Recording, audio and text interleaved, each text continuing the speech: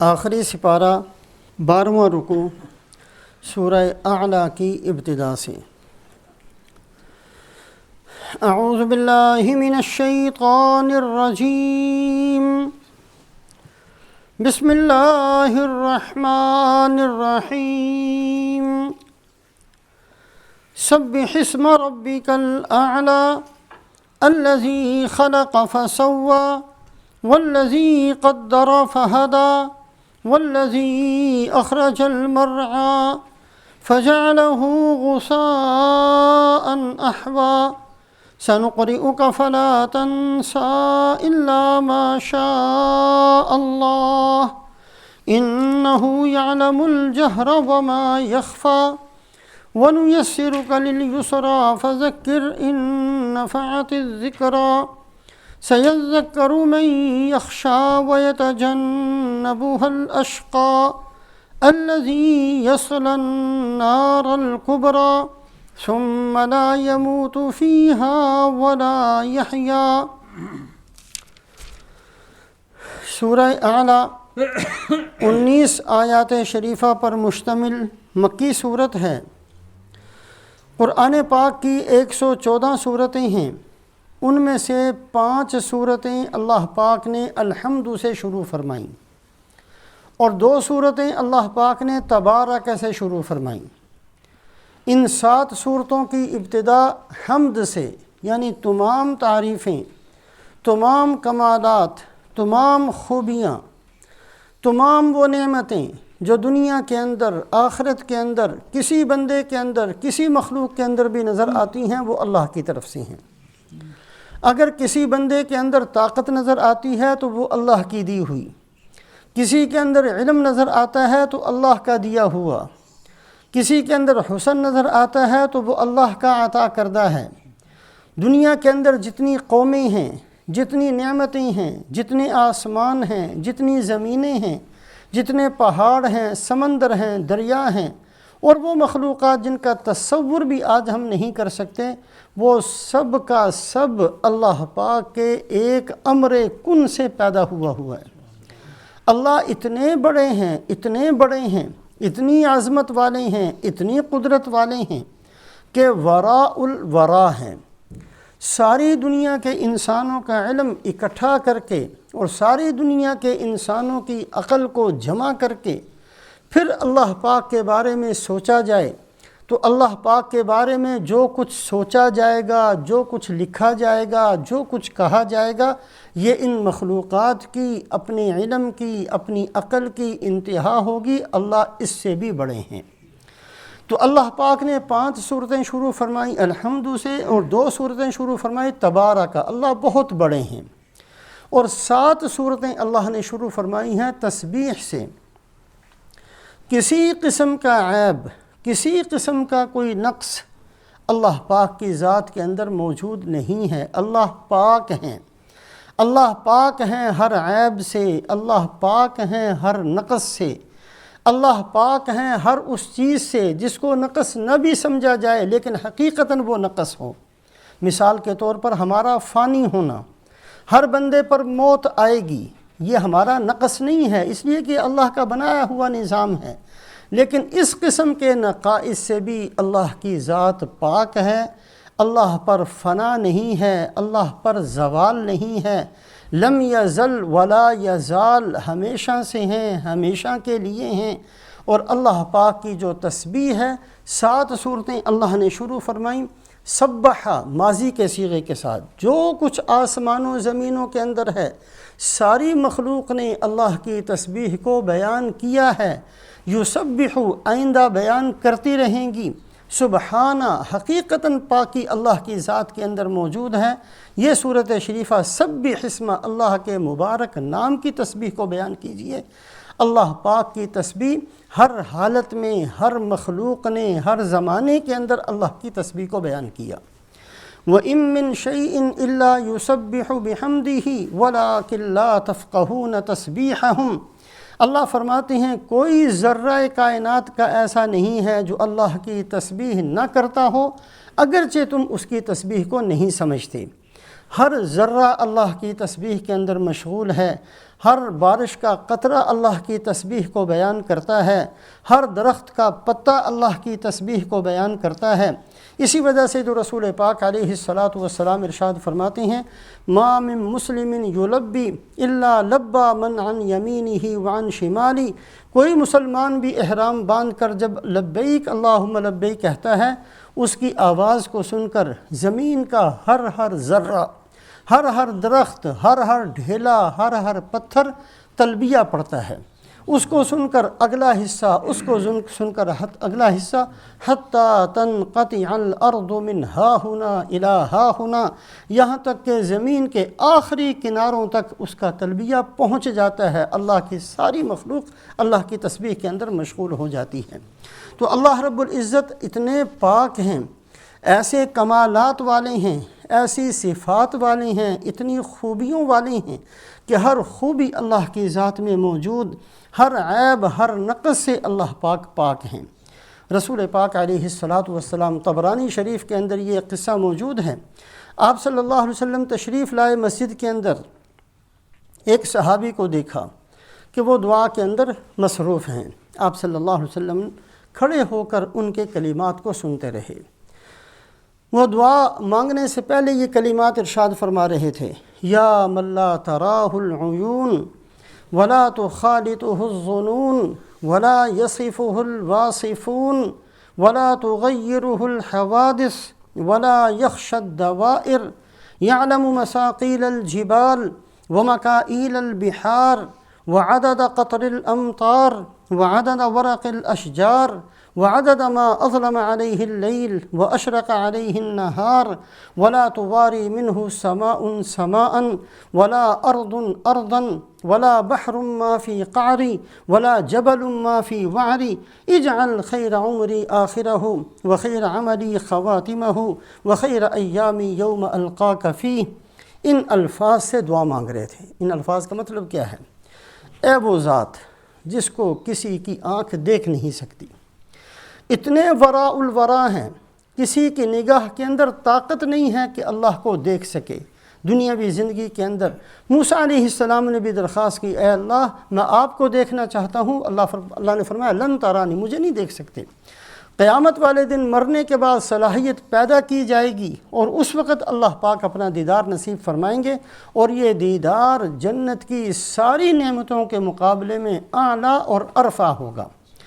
یا من لا تراہ العیون، اے وہ ذات جس کو کسی کی آنکھیں دیکھ نہیں سکتی اور جس کو کسی کا دل اور دماغ سوچ نہیں سکتا۔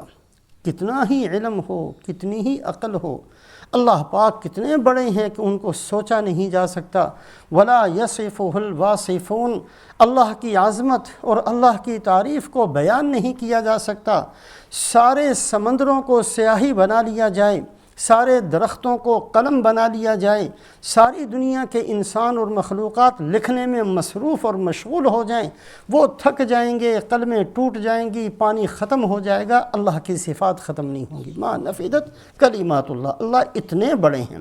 ولا یصفہ الواصفون ولا تغیرہ الحوادث، اے اللہ آپ کی ذات ایسی ہے، دنیا کا کوئی حادثہ، بڑے سے بڑا حادثہ، قیامت بہت بڑا حادثہ ہوگا، لیکن اللہ کی ذات میں کوئی فرق نہیں پڑتا۔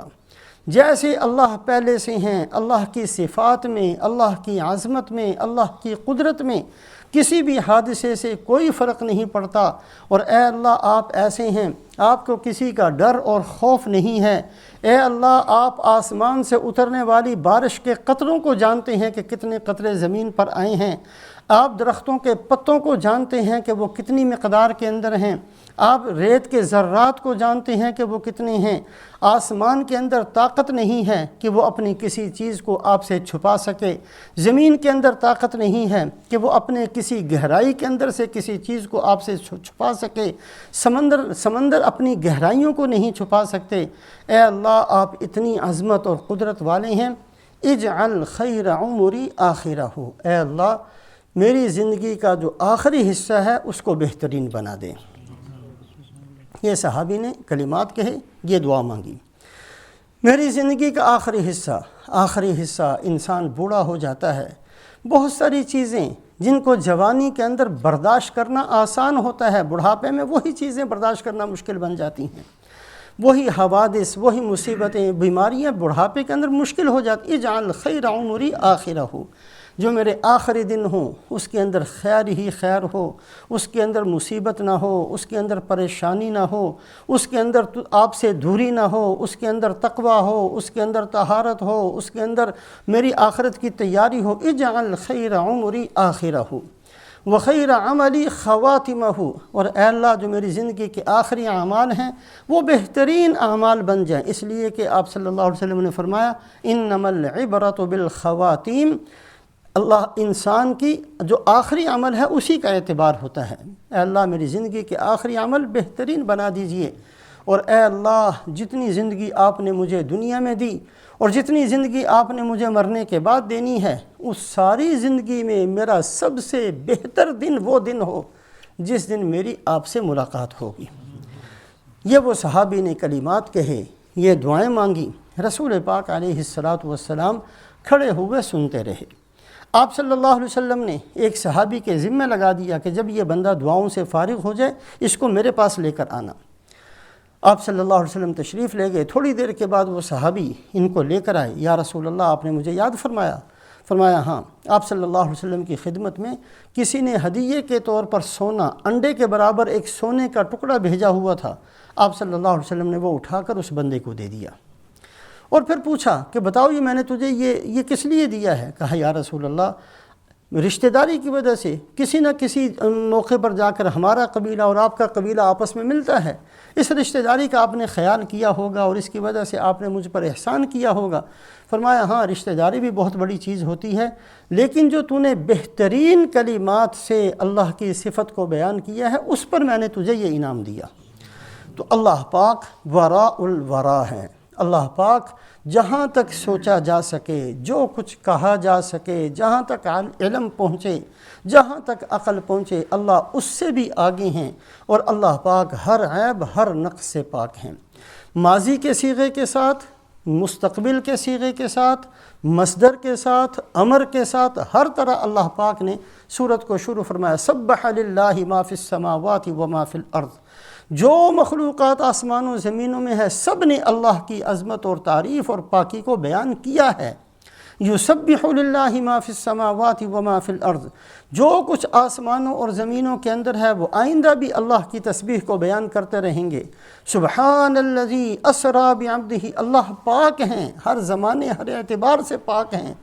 سبح اسم ربک الاعلی، آپ بھی پاکی کو بیان کیجئے، ہر طرح کے صیغہ لا کر اللہ پاک نے اپنی پاکی کو بیان کرنے کا حکم دیا۔ دوسری چیز، اللہ پاک بے مثل ہیں، لیس کمثلہ شیء، کوئی چیز ایسی نہیں ہے جس کو کہہ کر کہا جائے کہ اللہ اس جیسے ہیں، اللہ بے مثل ہیں، لیس کمثلہ شیء، کسی چیز کے ساتھ اللہ کو مشابہت نہیں دی جا سکتی۔ اللہ رب العزت کے مبارک نام ہیں جن کو اسماء حسنہ کہا جاتا ہے، مبارک نام ہیں، 99 نام اللہ نے قرآن کے اندر ذکر فرمائے، اور 300 نام حدیث پاک کے اندر آتا ہے۔ اللہ پاک نے آسمانی کتابیں، جتنی بھی آسمانی کتابیں اور صحیفیں آئیں، ان میں جو اللہ نے اپنی صفات اور اپنے ناموں کو ذکر فرمایا ان کی مقدار 300 ہے۔ 1000 اللہ کے نام ایسے ہیں جو اللہ پاک نے خواص کو بتائے، انبیاء علیہم الصلوات و تسلیمات کو ان کا علم دیا جاتا ہے، اور بہت سے اللہ کے صفاتی نام ایسے ہیں جن کا اللہ نے کسی کو خبر نہیں دی، اللہ خود ان ناموں کو جانتے ہیں۔ رسول پاک علیہ السلام دعا مانگا کرتے تھے ان کلمات کے ساتھ، اللہم انی اسألک باسمک، اللہم انی اسألک باسمک، اے اللہ میں دعا مانگتا ہوں آپ کے ان ناموں کی برکت سے جو آپ نے قرآن میں نازل فرمائے، انزلتہ فی کتابک او علمتہ احدا من خلقک، یا اللہ پاک آپ نے اپنی مخلوقات میں سے کسی کو بتائے، یا آپ نے ان ناموں کو اپنے خزانے اور اپنے علم میں رکھا، ان تمام ناموں کی برکت سے میں آپ سے سوال کرتا ہوں۔ تو اللہ رب العزت کے جتنے نام ہیں، جو صفاتی نام ہیں، ہم میں سے اگر کسی بندے کا کوئی بھی نام ہوتا ہے وہ صرف تعارف کے لیے، پہچان کے لیے ہوتا ہے۔ ایک آدمی کا نام صابر ہے، صابر کا معنی صبر کرنے والا، ہو سکتا ہے اس نے زندگی میں کبھی صبر نہ کیا ہو لیکن پھر بھی اس کا نام رکھ دیا جاتا ہے۔ ایک آدمی کا نام شاکر ہے، شکر کرنے والا، ہو سکتا ہے انتہائی بے شکرہ آدمی ہو لیکن اس کو شاکر کیا دیتے ہیں۔ علیم کا معنی جاننے والا، ایک لفظ وہ نہیں جانتا لیکن اس کا نام علیم رکھا جا سکتا ہے۔ اللہ پاک کے جتنے نام ہیں وہ تعارف کے لیے نہیں ہیں، وہ حقیقت ہیں، وہ اللہ کی صفات ہیں۔ اللہ پاک کے اندر وہ چیزیں موجود ہیں۔ رسول پاک علیہ السلام کے جتنے مبارک نام ہیں وہ آپ صلی اللہ علیہ وسلم کی صفات ہیں، صرف پہچان کے طور پر نہیں رکھے گئے۔ آپ صلی اللہ علیہ وسلم کو رؤوف کہا گیا، آپ حقیقتاً رؤوف ہیں۔ آپ کو رحیم کہا گیا، آپ حقیقتاً رحیم ہیں۔ آپ صلی اللہ علیہ وسلم کو ماحی کہا گیا، حقیقتاً یہ نام آپ کے اندر موجود ہے۔ آپ محمد ہیں، آپ کی سب سے زیادہ تعریف ہوئی ہے۔ آپ احمد ہیں، آپ سب سے زیادہ اللہ کی تعریف کرنے والے ہیں۔ جو آپ صلی اللہ علیہ وسلم کے مبارک نام ہیں وہ آپ کی صفات ہیں، جو اللہ پاک کے مبارک نام ہیں وہ اللہ کی صفات ہیں۔ فرق صرف اتنا ہے کہ اللہ کی جتنی صفات ہیں وہ غیر محدود ہیں، ان کی کوئی حد نہیں ہے۔ جیسے اللہ کی ذات کے بارے میں ہم کبھی بھی انتہا کو نہیں پہنچ سکتے، اسی طریقے سے اللہ کی کسی صفت کی انتہا کو بھی ہم نہیں پہنچ سکتے۔ اللہ رحیم ہے، رحم فرماتے ہیں۔ ہم اپنے حساب سے سوچ سکتے ہیں کہ رحم کہاں تک ہوگا، لیکن اللہ اس سے زیادہ رحیم ہیں، اللہ اس سے زیادہ غفور ہیں، اللہ اس سے زیادہ غفار ہیں جتنا ہم سوچتے ہیں۔ اللہ پاک کی صفات غیر محدود ہیں۔ تو یہ تو اللہ پاک کے مبارک نام ہوئے۔ ایک ہے اللہ پاک کا مبارک نام اسم اعظم، اللہ کا بہت بڑا نام۔ حدیث پاک کے اندر آیا ہے ان للہ تبارک و تعالی 99 اسما من احصاها دخل الجنہ وفی روایت من حفظها۔ اللہ پاک کے 99 نام ہیں، جس بندے نے ان ناموں کو یاد کر لیا اللہ اس کو جنت دے دیں گے۔ اور ایک حدیث پاک کے اندر کہ اللہ کا ایک نام ایسا ہے کہ اس نام کو لے کر جو بھی دعا مانگی جاتی ہے اللہ اس کو قبول فرما لیتے ہیں۔ اسم اعظم، اللہ کے مبارک ناموں کے بارے میں بھی بہت ساری کتابیں لکھی گئیں، بہت ساری کتابیں اسماء حسنہ کے بارے میں لکھی گئی ہیں، اور بہت سی کتابیں اسم اعظم کے بارے میں بھی لکھی گئیں۔ ماضی قریب کے اندر ہمارے لاہور کے اندر مولانا موسیٰ خان صاحب رحمۃ اللہ علیہ ایک بہت بڑے عالم تھے۔ 1998 کے اندر، اکتوبر 1998 کے اندر ان کا انتقال ہوا ہے، 15 سال پہلے تقریباً۔ بہت بڑے اللہ والے، بہت بڑے عالم تھے۔ 5 سال کی عمر کے اندر یتیم ہو گئے تھے۔ ڈیرہ اسماعیل خان جو پاکستان کا ایک شہر ہے، اس کے مضافات میں ایک گاؤں ہے کٹا خیل، وہاں ان کی پیدائش ہوئی، وہاں کے رہنے والے تھے۔ ان کے والد تھے مولانا شیر محمد صاحب۔ 5 سال کی عمر میں یتیم ہو گئے تھے، والد کا انتقال ہو گیا۔ اس وقت سے بعض بندوں کو اللہ بچپن سے ہی بہت نوازتے ہیں، اس وقت سے ہی اللہ پاک کے خاص ان پر ایسا انعام اور احسان تھا کہ جب یہ اپنے والد کی قبر پر جایا کرتے، اگر کوئی بندہ بھی ان کے ساتھ جاتا تو وہ بھی سنا کرتا کہ قبر سے سورہ تبارک الذی کی آواز آتی ہے، سورہ ملک کی آواز آتی تھی۔ کوئی اور جاتا اس کو نہیں آتی تھی، لیکن جب یہ جاتے تھے، یہ ان کے ساتھ 10-20 جتنے بھی جاتے تھے سب وہ سنتے تھے بچپن کے اندر ہی، 5 سال کی عمر کے اندر۔ حرم کے امام شیخ عبداللہ السبیل رحمۃ اللہ علیہ، جن کا غالباً گزشتہ سال ہی انتقال ہوا ہے، ہمارے ہاں گلاسکو میں بھی تشریف لائے تھے۔ بہت جید قسم کے عالم تھے اور بہت رجوع تھا لوگوں کا ان کی طرف۔ لوگ بہت زیادہ، جس زمانے میں وہ امام تھے حرم کے، بہت زیادہ رجوع تھا، لوگ ان کی طرف بہت متوجہ ہوتے تھے۔ تمام دنیا کے علماء اور تمام دنیا کے علم والے لوگ بہت ان کی طرف مسائل پوچھا کرتے تھے۔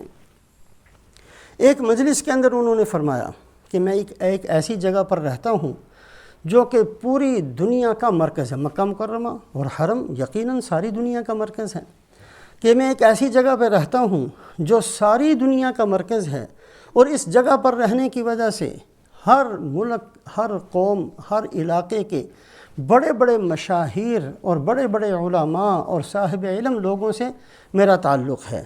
کہیں خود تشریف لے جاتے تھے، حج میں، عمرے میں لوگ آتے تھے، بڑی سعادت سمجھتے تھے کہ ان سے ملاقات ہو جائے۔ تو میں نے بڑے بڑے علماء کو، بڑے بڑے علم والوں کو دیکھا ہے، وہ فرمایا کرتے تھے کہ میں نے اپنی زندگی میں مولانا موسیٰ خان سے بڑا عالم کوئی نہیں دیکھا۔ اللہ پاک نے ایسا بہترین علم، اتنے جید قسم کے عالم تھے مولانا موسیٰ خان صاحب رحمۃ اللہ علیہ، 15 سال پہلے ان کا انتقال ہوا۔ برکت اتنی تھی وقت کے اندر کہ 1 گھنٹے کے اندر بہت ساری چیزیں تقریر بھی کر دیتے، بہت سارا لوگوں بچوں کا سبق بھی سن لیتے، بہت سارے وظائف، بہت کام کر، اللہ نے وقت کے اندر بھی بڑی برکت دی تھی۔ جب انتقال ہوا ہے، نماز پڑھتے ہوئے، عصر کی نماز پڑھتے ہوئے انتقال ہوا، اور میانی قبرستان جو لاہور کا بہت بڑا قبرستان ہے، وہاں ان کو دفن کیا گیا، تو ان کی قبر سے کتنے دنوں تک خوشبو آتی رہی، اور 1-2 نے نہیں، ہزاروں بندوں نے، یہ کوئی بہت پرانی بات نہیں ہے، آج وہ بندے موجود ہیں جنہوں نے اس خوشبو کو خود جا کر دیکھا ہے۔ اور حیرت کی بات یہ تھی کہ 10 آدمی جا کر، ہر آدمی اگر مٹی کی ایک مٹھی اٹھاتا تھا، ہر مٹی سے الگ قسم کی خوشبو ہوتی تھی۔ کوئی یہ نہ سمجھے کہ کوئی لگا دی، کوئی ملا دی گئی ہے، نہیں، ہر مٹھی سے جب سونگا جاتا تھا تو الگ قسم کی خوشبو آتی تھی۔ اللہ پاک نے بڑا ان سے کام لیا، بڑے انہوں نے کام کیے۔ 2 کتابیں انہوں نے بڑی اہم لکھی ہیں۔ ایک کتاب تقریباً 1200 صفحات پر مشتمل ہے، فتح اللہ فی تعیین اسم اللہ، یہ اس کتاب کا نام ہے، عربی زبان کے اندر کتاب ہے، اللہ کے ناموں کو مقرر کرنا، اللہ کے کتنے نام ہیں اس کی وضاحت اور تفصیل کے اندر تقریباً 1200 صفحات پر 2 جلدیں ہیں، وہ کتاب انہوں نے لکھی۔ ایک کتاب انہوں نے لکھی الکنز الاعظم فی تعیین اسم الاعظم، اللہ پاک کا اسم اعظم کون سا ہے، اس کے بارے میں کتنے اقوال ہیں، حدیث پاک کے اندر کس انداز سے اس بات کو بیان کیا گیا، صلحاء کے اندر کس انداز سے یہ بات چلتی رہی، اسم اعظم کتنا بڑا، کس وقت اسم اعظم بنتا ہے، کون سا اللہ کا مبارک نام ہے جو اسم اعظم ہے، اس کے بارے میں بڑی وضاحت، الکنز الاعظم فی تعیین اسم الاعظم، یہ بھی عربی زبان کے اندر ہے، مولانا موسیٰ خان صاحب نے لکھی، اور تقریباً 60 سے زیادہ اقوال اس کے اندر لکھے ہیں جو اسم اعظم کے بارے میں ہیں۔ اسم اعظم کس قدر اللہ پاک نے اسم اعظم کے اندر طاقت اور قوت رکھی ہے، اس کو سمجھنے کے لیے قرآن پاک کے اندر ہی جو حضرت سلیمان علیہ السلام کا واقعہ بیان کیا گیا، لمبا واقعہ ہے۔ اللہ پاک نے سلیمان علیہ السلام کو بڑی لمبی چوڑی حکومت دی تھی، اور اس زمانے کے اندر ملکہ بلقیس جب وہ ہدہد کا واقعہ پیش آیا اور وہ غائب تھا، اور حضرت سلیمان علیہ السلام نے فرمایا کہ ہدہد یا تو اپنی غائب ہونے کا عذر پیش کرے کہ بھی کیوں کہیں چلا گیا تھا، یا میں اس کو سزا دوں گا۔ اور وہ ہدہد پرندہ جو تھا، اس کے اندر یہ ایک خوبی اللہ نے رکھی تھی کہ وہ زمین کے اوپر سے ہی بتا دیا کرتا کہ پانی کہاں ہے اور کتنی گہرائی میں ہے۔ جہاں کہیں تشریف لے جاتے، وہ سب سے پہلے آ کر زمین کو دیکھ کر بتا دیتا کہ یہاں پانی ہے، اس کو تھوڑا سا جنات سے کھدوایا جاتا اور پانی نکل آتا، اس کو استعمال کر لیا کرتے۔ کہیں قیام کیا ہے، پڑاؤ کیا ہے، کہیں تشریف لے گئے ہیں تو ہدہد نہیں تھا، جس کی وجہ سے اس کی تلاش ہوئی، اور حضرت سلیمان علیہ السلام نے یہ فرما دیا وَتَفَقَّدَ الطَّيْرَ فَقَالَ مَا لِيَ لَا أَرَى الْهُدْهُدَ أَمْ كَانَ مِنَ الْغَائِبِينَ لَأُعَذِّبَنَّهُ عَذَابًا شَدِيدًا أَوْ لَأَذْبَحَنَّهُ أَوْ لَيَأْتِيَنِّي بِسُلْطَانٍ مُبِينٍ، کہ اپنی غیر حاضری کا یا تو کوئی عذر پیش کرے، دلیل دے، یا پھر میں اس کو ذبح کر دوں گا یا اس کو سزا دوں گا۔ حضرت سلیمان علیہ السلام نے یہ فرمایا۔ تھوڑی دیر کے بعد وہ ہدہد آیا اور اس نے عذر پیش کیا، میں کیوں موجود نہیں تھا، کہ جی میں جاتے ہوئے میں نے ایک علاقہ دیکھا ہے، میں نے وہاں ایک عورت دیکھی ہے جس کو لوگ سجدہ کرتے تھے، وَجَدْتُ امْرَأَةً تَمْلِكُهُمْ، وہ ان کی مالک تھی، ملکہ تھی، لوگ سجدہ کرتے تھے، وَلَهَا عَرْشٌ عَظِيمٌ، اور ایک بہت بڑا اس کا تخت تھا۔ یہ ساری چیزیں آ کر ہدہد پرندے نے حضرت سلیمان علیہ السلام کو بیان کی۔ حضرت سلیمان علیہ السلام نے اس ملکہ بلقیس کو خط لکھا، اور اس کے اندر یہ تھا کہ فرما برداری کرو، اسلام قبول کرو، میرے پاس پہنچ جاؤ۔ ملکہ بلقیس نے بہت سارا ہدیہ بھیجا، لمبا قصہ ہے، قرآن کے اندر ہے، بہت سارا ہدیہ بھیجا کہ سلیمان علیہ السلام اگر مال کو قبول کر لیں گے، اس کا مطلب یہ ہے کہ ان کو مال چاہیے، اور اگر وہ مال کو قبول نہیں کریں گے تو واقعتاً اللہ کے نبی ہے، پھر ہمیں کوئی فیصلہ کرنا پڑے گا۔ سلیمان علیہ السلام نے مال کو واپس کر دیا کہ مجھے تمہارا مال نہیں چاہیے، اور ملکہ بلقیس فرما برداری کے ساتھ اسلام میں داخل ہونے کے لیے چلی ہے۔ اتنی لمبی چوڑی حکومت تھی ملکہ بلقیس کی، 300 سپہ سالار تھے، اس کی فوج کے 300 سپہ سالار تھے، اور ہر سپہ سالار کے تحت 4 لاکھ فوج تھی۔ اتنی لمبی چوڑی فوج، بڑا سیاسی نظام، بڑے وزیر اور ان کے آگے سے آگے بڑا لمبا چوڑا انتظام، اور ایک بہت بہترین بڑا تخت تھا ہیرے جواہرات سے بنا ہوا، 80 ہاتھ چوڑا، 80 ہاتھ لمبا، 80 ہاتھ اونچا، 7 کمروں کے اندر بند تھا، ایک کمرے میں، پھر اس کے بعد ایک اور، اس کے بعد ایک اور، 7 مقفل دروازوں اور کمروں کے اندر وہ بند تھا۔ حضرت سلیمان علیہ السلام کو پتہ چلا کہ ملکہ بلقیس آ رہی ہے، لہٰذا اپنی اس دربار کو لگایا، اور دربار میں حضرت سلیمان علیہ السلام نے فرمایا من یأتینی بعرشہا، تم میں سے کون ہے جو اس کے تخت کو اٹھا کر یہاں لے آئے، تاکہ ہم اس کو نبوت کی طاقت دکھائیں کہ نبی کے اندر اللہ پاک نے کتنی روحانی طاقت دی ہوتی ہے۔ قال عفریت من الجن انا آتیک بہ قبل ان تقوم من مقامک، ایک بڑا جن کھڑا ہوا کہ جی حضرت میں آپ کی مجلس ختم ہونے تک اس تخت کو اٹھا کر 2 مہینے کی مسافت پر وہ تخت تھا، میں لا کر یہاں آپ کے سامنے رکھ دوں گا۔ فرمایا کوئی اور، قال الذی عندہ علم من الکتاب انا آتیک بہ قبل ان یرتد الیک طرفک، ایک جس کو اللہ نے اسم اعظم کا علم دیا تھا، وہ کھڑے ہوئے اور جی میں ملکہ بلقیس کا تخت آنکھ جھپکنے کے برابر میں آپ کے سامنے لے آؤں گا، آپ آنکھ بند کریں اور آنکھ کھولیں گے تو یہاں موجود ہوگا۔ 2 مہینے کی مسافت سے وہ اسم اعظم کے اندر اتنی زبردست طاقت ہے۔ یہ صرف ایک بتانے کے لیے کہ اسم اعظم اللہ پاک کا وہ مبارک نام جس میں اتنی جو کچھ کہہ دیا جائے اللہ اس کو کر دیتے ہیں۔ اسم اعظم کے بارے میں الکنز الاعظم فی تعیین اسم الاعظم، اس کتاب کے اندر جو بزرگوں کے اقوال ہیں وہ بہت سارے لکھے ہیں۔ بہرحال اس میں ایک بڑی سی بات یہ ہے کہ اللہ کا ہر نام ہی اسم اعظم ہے، بشرطے کہ اس انداز سے لیا جائے کہ سب سے امیدیں کاٹ کر اور صرف اللہ کی ذات سے امیدیں وابستہ کر کے پھر اللہ کے کسی بھی نام کو لیا جائے گا تو وہ نام اسم اعظم بن جائے گا۔ یہ بہت سارے بزرگوں کا قول ہے۔ حضرت شیخ عبد القادر جیلانی رحمۃ اللہ علیہ کی خدمت میں ایک عورت آئی، حضرت میرا بیٹا گم ہو گیا، تو حضرت شیخ عبد القادر جیلانی رحمۃ اللہ علیہ نے فرمایا دعا کرتے ہیں، تم بھی دعا کرو اور جا کر جو ہے وہ جتنی ہمت ہے، جتنا بس چلتا ہے اتنی تلاش کرو اور صبر سے کام لو۔ وہ چلی گئی اور جا کر کسی بڑے سے، کسی چودھری سے، کسی ذمہ دار سے، کسی حکومت، سب سے اس نے جا کر پریشان تھی، ہر ایک کا دروازہ کھٹکھٹایا جا کر۔ پھر کچھ عرصے کے بعد آئی کہ جی وہ بیٹا نہیں ملا اور میں نے بہت ساروں کو کہہ دیا لیکن کسی نے میری کوئی مدد نہیں کی، کسی کو نہیں ملا، بہت سارے لوگوں نے تلاش کیا، کسی کو نہیں ملا۔ پھر شیخ عبد القادر جیلانی رحمۃ اللہ علیہ نے یہی فرمایا کہ جاؤ اور جا کر جو ہے وہ صبر کرو اور اللہ پاک سے دعائیں کرو، ہم بھی دعا کرتے ہیں، اور صبر سے کام لو۔ پھر وہ چلی گئی، پھر کچھ عرصے کے بعد آئی جی بہت نا امیدی ہو گئی ہے، جو بیچارے میرا ساتھ بھی دے رہے تھے، میرے ساتھ بھاگ دوڑ بھی کر رہے تھے، اب تو وہ بھی تھک ہار کر بیٹھ گئے ہیں اور بالکل جو ہے وہ نا امیدی زیادہ ہو گئی، اور کچھ آپ مجھے فرمائیں، کوئی پڑھنے کے لیے بتا دیں۔ پھر وہی کلمات شیخ عبد القادر جیلانی رحمۃ اللہ علیہ نے فرمائے۔ وہ تھوڑے دنوں کے بعد پھر آ کر بیٹھ گئی کہ جی اب تو مجھ سے صبر بھی نہیں ہوتا، مجھ سے کہیں نہیں جایا جاتا، اتنی پریشان۔ فرمایا کہ جا تیرا بیٹا گھر پہنچ گیا۔ لوگوں نے کہا جی آپ کو کیسے پتہ چلا؟ کہا اس کی اب امید ہر ایک سے کٹ چکی، دعا تو یہ پہلے بھی کر رہی تھی لیکن اب جو اس نے دعا کی ہے وہ اس طریقے سے کی ہے کہ یہ ہر ایک سے نا امید ہو کر اللہ کی رحمت سے ہی صرف اللہ، اب تو صرف آپ ہی کا آسرا رہ گیا، سب آسرے ختم ہو گئے۔ اب جو اس نے دعا کی ہے تو وہ دعا، وہ نام اس کے لیے اسم اعظم بن گیا۔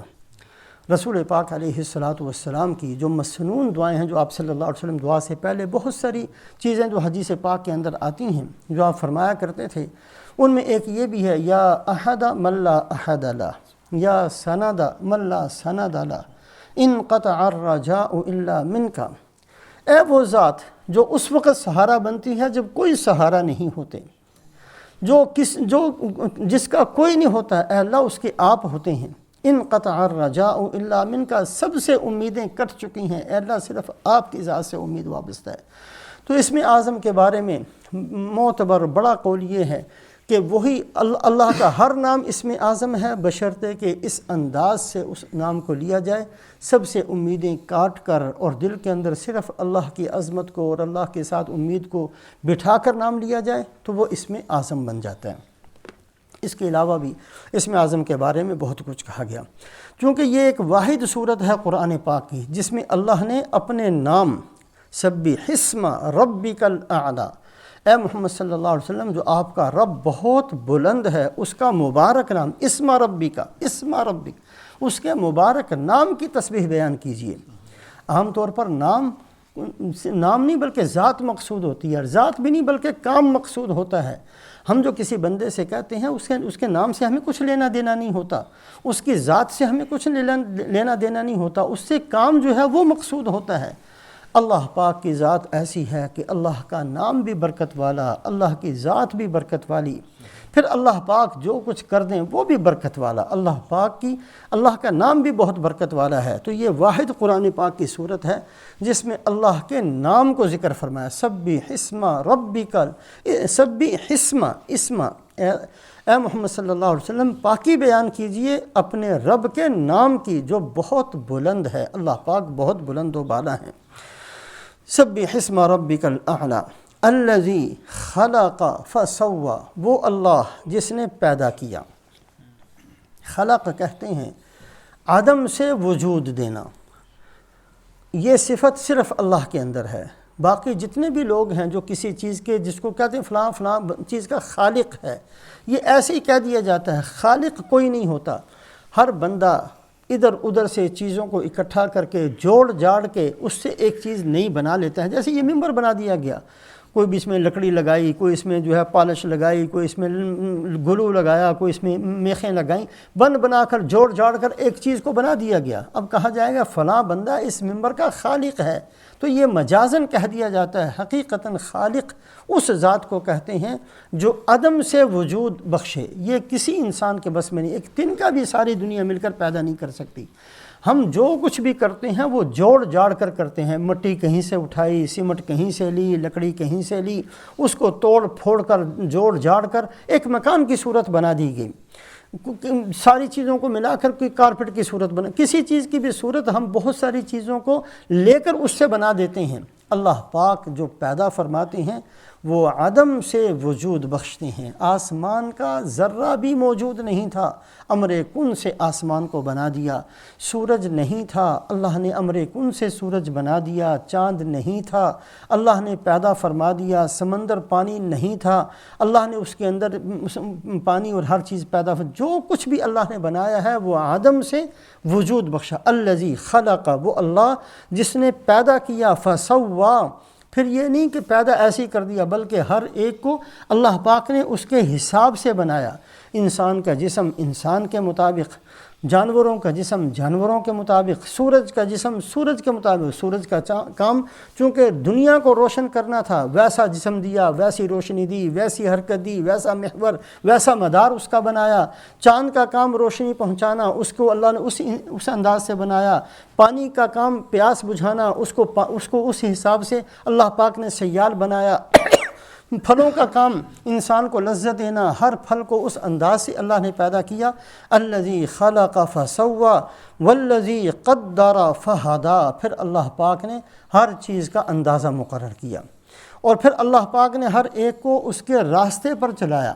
انسان پیدا ہوتا ہے، پھر انسان اپنی بھوک کو دور کرنے کے لیے روتا ہے، پھر انسان بڑا ہوتا ہے، وہ اپنی ضرورتوں کو خود ہی سمجھتا ہے، اس کی تکمیل چاہتا ہے، اس کے لیے کوشش محنت کرتا ہے۔ ہر عمر کے ساتھ اللہ پاک اس کے لیے رہنمائی نصیب فرماتے ہیں۔ ہر مخلوق کے ساتھ ایسا ہے، اللہ پاک یہ سارے کام کرتے ہیں۔ والذی اخرج المرعى، اور وہ اللہ جس نے چارہ زمین سے نکالا، انسانوں کے لیے بھی کھانے پینے کی چیزیں، جانوروں کے لیے بھی اللہ پاک نے چارہ نکالا۔ فجعلہ غثاء احوا، پھر اللہ پاک نے اسی چارے کو جو ہرا بھرا ہوتا ہے پھر اللہ پاک اس کو سکا دیتے ہیں، اس کا رنگ بدل دیتے ہیں تاکہ اس کو سنبھالنا، اس کو جمع کر کے رکھنا اور کسی اور وقت اس کو استعمال کرنا یہ آسان ہو جائے۔ یہ سارے کام اللہ کرتے ہیں۔ آگے فرمایا سنقرئک فلا تنسیٰ، یہ ساری باتیں اللہ نے کیوں ارشاد فرمائی؟ رسول پاک علیہ الصلاۃ والسلام پر جب وحی آیا کرتی تھی، وحی کی 3 صورتیں تھیں۔ ایک صورت تو یہ ہوتی ہے وحی کی کہ اللہ پاک کلام فرماتے ہیں پردے کے ساتھ، جیسے موسیٰ علیہ السلام سے کلام فرمایا، آواز آتی ہے لیکن ذات نظر نہیں آتی، جیسے موسیٰ علیہ السلام تورات سنتے تھے اللہ سے لیکن آواز صرف تھی اور اس کے علاوہ کچھ نہیں تھا۔ کوہ طور پر تشریف لے گئے، اننی انا اللہ لا الہ الا انا فاعبدنی واقم الصلاۃ لذکری، یہ صرف آواز تھی۔ وحی کی ایک صورت یہ ہے کہ اللہ پاک کلام فرمائے اور اس کی آواز آئے لیکن وہ اللہ پاک کی ذات نظر نہیں آتی۔ دوسری صورت یہ ہوتی ہے کہ فرشتہ انسانی صورت میں آ کر وہ نبی کے سامنے آ کر اللہ کا پیغام پہنچاتا ہے۔ اور تیسری صورت جو سب سے مشکل ہوتی ہے وہ یہ ہوتی ہے کہ نبی پر آ کر فرشتہ دل پر آ کر القاء کرتا ہے۔ یہ وقت ایسا ہوتا ہے کہ حضرت عائشہ صدیقہ رضی اللہ تعالیٰ عنہ فرماتی ہیں، سخت سردی کے اندر جب وحی اترا کرتی تھی تو رسول پاک علیہ الصلاۃ والسلام کی مبارک پیشانی پسینہ پسین ہو جایا کرتی، اس قدر شدت اور بوجھ ہوتا تھا اس کا۔ اس میں ظاہری کان استعمال نہیں ہوتے، نبی کے دل پر اللہ کا پیغام اترتا ہے، جو بیٹھے ہوتے ہیں وہ بھی نہیں سنتے، خود نبی کے کانوں کے ذریعے سے وہ بات دل تک نہیں پہنچتی، براہ راست دل پر اترتی ہے۔ یہ 3 صورتیں عام طور پر ہوتی ہیں۔ اور چوتھی صورت جو صرف رسول پاک علیہ السلام کا خاصہ ہے کہ آپ صلی اللہ علیہ وسلم کو اللہ نے معراج میں بلا کر براہ راست پردے ہٹا کر آپ سے کلام فرمایا، یہ صرف رسول پاک علیہ السلام کے ساتھ۔ یہ وحی کی اقسام ہیں۔ رسول پاک علیہ السلام پر جب وحی اترا کرتی تھی تو کبھی کبھی تو آپ اس وحی کو بار بار زبان سے ادا فرماتے اور اس نیت سے کہ میں بھول نہ جاؤں، اور کبھی اس نیت سے آپ چاہتے تھے کہ اس کو لکھوا لیا جائے تاکہ کوئی چیز رہ نہ جائے، کوئی بھول نہ جائے۔ اس پر اللہ پاک نے ان آیات شریفہ کو نازل فرمایا کہ جو ایک جسم ہے جس نے ختم ہونا ہے، جو عارضی ہے، جو وقتی طور پر انسانوں کو دیا گیا ہے، اس کی حفاظت، اس کا بنانا، اس کو پیدا کرنا، اس کو چلانا، اس کو باقی رکھنا، اس کے لیے اللہ پاک نے اتنا لمبا چوڑا انتظام کیا ہے۔ تو آپ کی وحی تو ایک مقصد ہے، بہت بڑی چیز ہے، تو ہم آپ کو پڑھائیں گے، آپ بھولیں گے بھی نہیں۔ یہ اللہ پاک فرماتے میرے ذمے ہے، آپ کو علم بھی ہم دیں گے۔ براہ راست آپ کے قلب مبارک پر قرآن اتارا گیا، وَإِنَّهُ لَتَنزِيلُ رَبِّ الْعَالَمِينَ نَزَلَ بِهِ الرُّوحُ الْأَمِينُ عَلَىٰ قَلْبِكَ لِتَكُونَ مِنَ الْمُنذِرِينَ۔ ہم براہ راست قرآن آپ کے قلب مبارک پر اتاریں گے، اور پھر آپ یہ فکر نہ کیجئے کہ یہ بھول جائے گا، کوئی بات رہ جائے گی، کوئی صورت آگے پیچھے ہو جائے گی۔ یہ عام انسانوں کے ساتھ تو ممکن ہے لیکن آپ کے ساتھ ایسا نہیں ہوگا۔ آپ کو پڑھائیں گے، آپ کے قلب مبارک میں اتاریں گے، فلا تنسا، پھر ان میں سے کسی چیز کو آپ ہرگز نہیں بھولیں گے۔ صحابہ کرام رضوان اللہ علیہم اجمعین اپنے لیے آ کر لکھ لیا کرتے تھے، لیکن یہ نہیں کہ رسول پاک علیہ السلام معاذ اللہ بھول جائیں گے اس لیے وہ لکھوایا جاتا تھا، نہیں، مجھے یاد رہ جائے اس لیے صحابہ کرام اپنے اپنے طور پر وحی کو بھی لکھا کرتے تھے، اور جو ان کو پڑھایا جاتا اس کو بھی لکھا کرتے تھے۔ قرآن بھی لکھا ہوا مختلف صحابہ کے پاس مختلف صورتیں موجود تھیں، اور حضرت صدیق اکبر رضی اللہ تعالیٰ عنہ کے زمانے میں یہ اہتمام کیا گیا کہ سارا قرآن ایک جگہ پر جمع کر دیا جائے۔ حضرت زید بن ثابت رضی اللہ تعالیٰ عنہ اور دوسرے صحابہ کو اس کا ذمہ دار بنایا گیا، اور اسی طریقے سے حدیثیں بھی صحابہ کرام نے لکھی ہوئی تھیں۔ حضرت عمر ابن عبدالعزیز رحمۃ اللہ علیہ کے زمانے میں باقاعدہ اس کو کتابی صورت دی گئی۔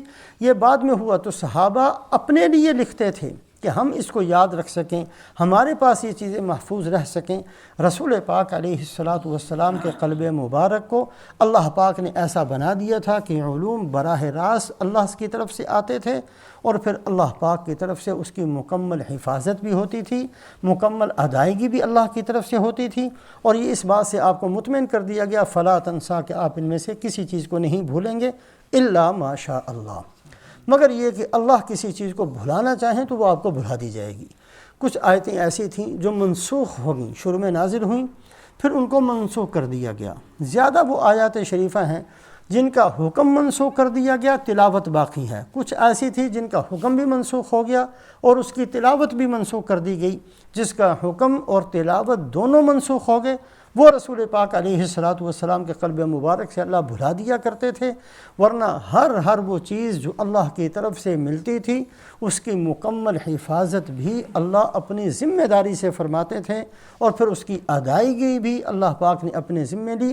لا تحرک بہ لسانک لتعجل بہ ان علینا جمعہ وقرآنہ فاذا قرأناہ فاتبع قرآنہ۔ اللہ نے فرمایا کہ آپ بار بار اس کو اس لیے نہ دہرایا کریں کہ آپ اس کو یاد کر لیں گے اور بھول نہ جائیں، آپ کو یاد کروانا ہمارے ذمے، پھر آپ سے بیان کروانا یہ بھی ہمارے ذمے۔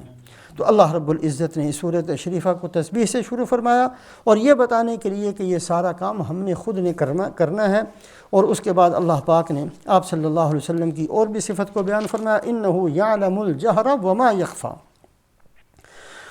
آپ کے ظاہر کو بھی اور آپ کے باطن کو بھی اللہ جانتے ہیں۔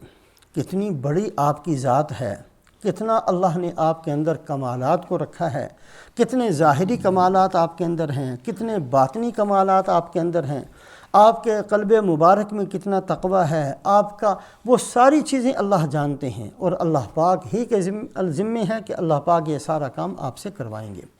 اس کے علاوہ اگلی باتیں اگلی آیات شریفہ کے اندر انشاءاللہ بیان ہوں گی۔ اللہ ہمیں بھی عمل کی توفیق نصیب فرمائے۔ اللہم صلی علی سیدنا و مولانا محمد وعلی آل سیدنا و مولانا محمد وبارک وسلم۔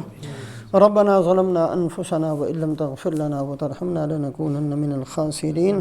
ربنا آتنا فی الدنیا حسنہ وفی الآخرة حسنة وقنا عذاب النار۔ سبحان ربک رب العزة عما یصفون وسلام علی المرسلین والحمد للہ رب العالمین برحمتک یا ارحم۔